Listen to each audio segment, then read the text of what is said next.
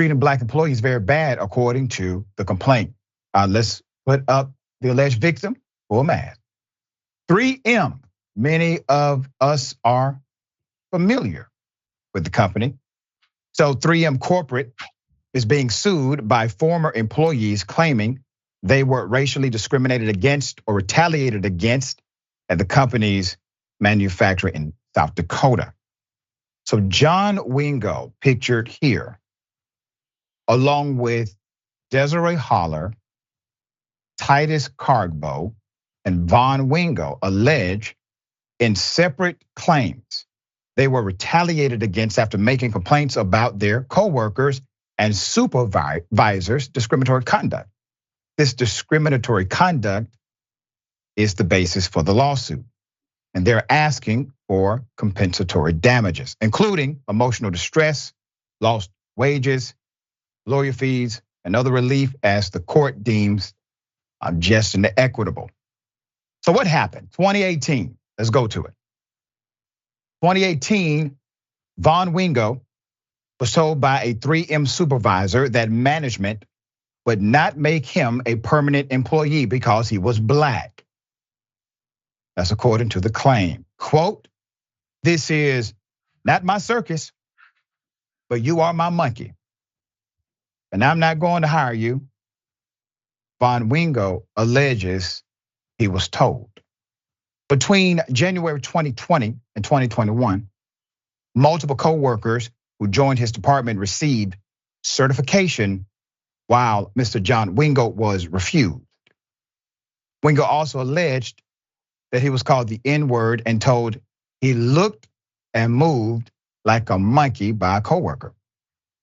After reporting the racial slurs to a supervisor, he returned to work only for the coworker to repeatedly poke him in his chest. Wingo and his younger brother Vaughn, were also subjected to their coworkers laughing as they pointed out a noose hanging from an entrance at the Centennial Village while attending the Brown County Fair back in August 2019, according to the claim. The coworkers mocked hanging themselves with hand gestures as they told the Wingos that they wanted to bring back the good old days and said, quote, "How does it feel to be you?" The elder Wingo recorded the exchange on video. And when he returned to work, he tried to show it to a supervisor, a superior supervisor, Dave Rook. However, Rook declined to watch the video because it happened outside of the workplace, despite Wingo saying that he feared for his safety. On April 17, 2021, the elder Wingo claims he was physically assaulted by coworkers Hu Mu and Yani So at his home, and he filed a police report with the police department in Aberdeen. 3 days later, they both approached Wingo while he was working alongside Desiree Holler on a machine in the back, isolated, and made Wingo fear for his life after they threatened him, called him racial slurs. That's according to the claim. Holler claims she witnessed the harassment. After Wingo complained, he was told that the discrimination would be dealt with. However, the following day, Mu approached Wingo in the break room at work and said, "This N-word is a B." He was told by management after he lodged another complaint, "He's not calling you that every night at work. I know he's done it in the past." End quote. After he supported his brother and notified management about the racial slur and harassment, he was ghosted by the company, who never gave him any more shifts, he claims. The Star Tribune reports that the supervisors are accused of ignoring the threats and harassment while focusing on Wingo's job performance. After injuring his shoulder on the job in February, he continued to show up for work, but was sent home rather than given lighter duties. He was terminated over several months. Kargbo quit August 2021 after being retaliated against for supporting Wingo, he claimed. Holler was also harassed for providing a statement supporting Wingo and reprimanded for being 1 minute late after returning from a break. She told the truth. She's under oath. What did you see? And she told them the truth. Statement from 3M. Okay. And let's go ahead and put up the guy in charge. So this is their statement. John Wingo's allegations involve two individuals with whom he had a personal financial dispute arising outside of work. These individuals had competing allegations and accused John Wingo of harassment, the company said in a statement to the Star Tribune. 3M has investigated the allegations brought by all of these individuals, including the plaintiffs and others, and continuously works to promote safe and respectful workplaces at all of our sites, including our site in Aberdeen. End quote. Well, it won't be that easy, gentlemen. So look at the dynamic that's in front of us.